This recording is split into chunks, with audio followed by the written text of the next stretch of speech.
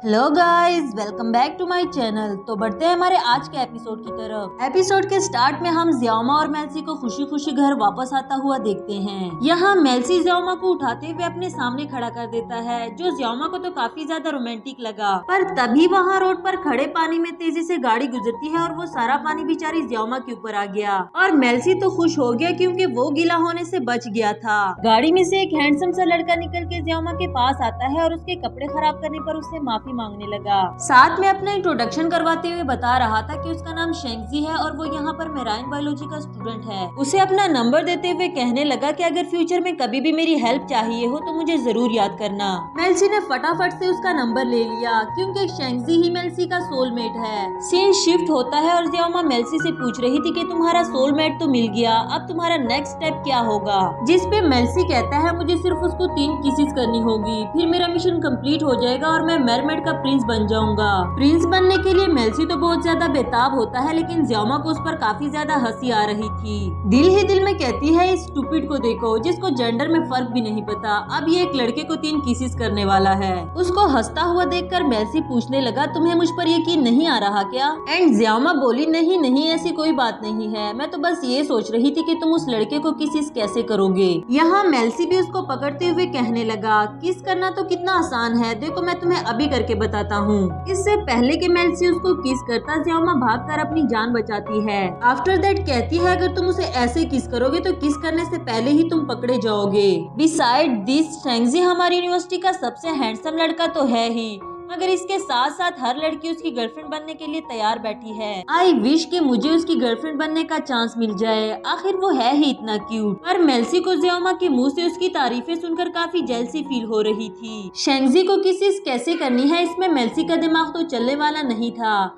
इसलिए जियामा ने ही plan A, B और सी बना लिया है। मगर बताती है कि तुम तीनों किसीज एक साथ कर लेना ताकि जल्दी से तुम्हारा मिशन कंप्लीट हो जाए और मेरी भी तुमसे जान छूट सके। प्लान ए को फॉलो करते हुए जियामा उसको मेराइन बायोलॉजी डिपार्टमेंट में लेकर आती है। वहीं लेट कर उसे बेहोश होने की एक्टिंग करने को कह रही थी, जहाँ से कुछ ही देर में शेंगजी गुजरने वाला था। फिर जैसे ही शेंगजी उसके पास आए, मेल्सी उसको 3 कंसेक्यूटिव किसेस कर देगा। प्लान को फॉलो करते हुए मेल्सी बिल्कुल वैसा ही करता है और जब शेंगजी उसकी हेल्प करने के लिए उसके पास आता है तो वो मेल्सी के लिए काफी ज्यादा डर गया था। ऊंची आवाज में किसी को एम्बुलेंस बुलाने को कह रहा था, मगर तभी वहाँ काम वाली एक आंटी आई जो गिरने के साथ साथ एक बकेट पानी भी नीचे गिरा देती है। इसलिए मेल्सी फौरन से खड़ा हो गया क्योंकि अगर वो गीला हो जाए तो उसकी टेल अपीयर हो जाएगी, जिससे उन्हें पता चल जाएगा कि वो नॉर्मल इंसान नहीं है। शेंगजी को भी उसका अचानक से खड़ा हो जाना काफी अजीब लगा, मगर मेल्सी फौरन वहाँ से भाग गया। ऐसे ही प्लान ए तो फेल हो गया, अब बारी प्लान बी को फॉलो करने की थी। जियामा पीछे से जाते हुए शेंगजी की आंखों पर हाथ रखती है और मेल्सी को उसे किस करने को कह रही थी। इससे पहले कि मेल्सी उसको किस कर पाता, शेंगजी ने अपनी आंखों से जियामा के हाथ ही हटा दिए। अब जियामा के पास भी कहने के लिए तो कुछ नहीं था, इसलिए बहाना बनाते हुए कहने लगी आई एम रियली सॉरी, मैंने तुम्हें कोई और समझ लिया था। ये कहते ही जियामा वहाँ से भाग गई एंड यहाँ इनका प्लान बी भी फेल हो जाता है। अब बारी प्लान सी पर काम करने की थी, जहाँ जियामा शेंगजी को स्टेयर से नीचे आते हुए पुश कर देगी और मेल्सी उसको बचाने के लिए पकड़ लेगा और साथ में 3 कंसेक्यूटिव किसेस करके अपना मिशन भी अकम्प्लिश कर लेगा। फिर जियामा शेंगजी को स्टेयर से नीचे आता हुआ देखकर उसको पुश कर देती है, मगर मेल्सी उसको गिरता हुआ देखकर सोचने लगा अगर ये मेरे ऊपर गिर गया तो मेरा तो कचूमड़ ही बन जाएगा। तभी वो आगे से हट जाता है और बेचारा शेंगजी नीचे गिर गया एंड यहाँ उनका प्लान सी भी फेल हो गया। मेल्सी तो वहाँ से भागकर अपनी जान बचा लेता है और बेचारी जियामा को फिर से शेंगजी को सॉरी कहना पड़ा। साथ ही बताती है कि मैंने अपने घर में एक बड़ा सा फिश रखा हुआ है जिसकी केयर करने के लिए मैं तुमसे बेसिक स्किल सीखना चाहती हूँ। ये सुनकर शेंगजी को भी अच्छा लगा और कल से उसको अपने साथ काम करने को कह रहा था। नेक्स्ट सीन में जियामा घर आते ही मेल्सी पर टूट पड़ी क्योंकि उसी का मिशन कंप्लीट करने के लिए इसको कितना कुछ भुगतना पड़ा एंड ये वहाँ से भाग आया था।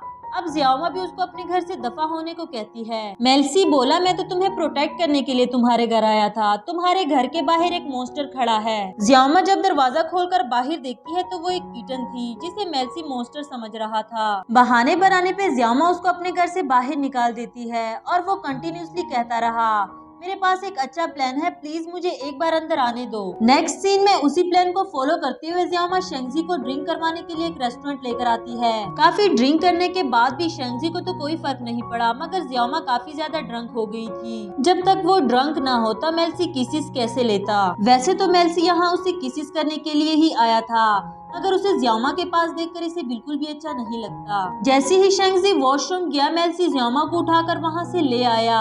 रास्ते में चलते हुए मेल्सी उसे कहता है, तुम्हें इतना ड्रिंक करने की जरूरत नहीं थी, मेरे चक्कर में तुमने खुद को ही नुकसान पहुंचा दिया। जबकि जियामा कहती है, मैं सच में तुम्हारी हेल्प करना चाहती हूँ।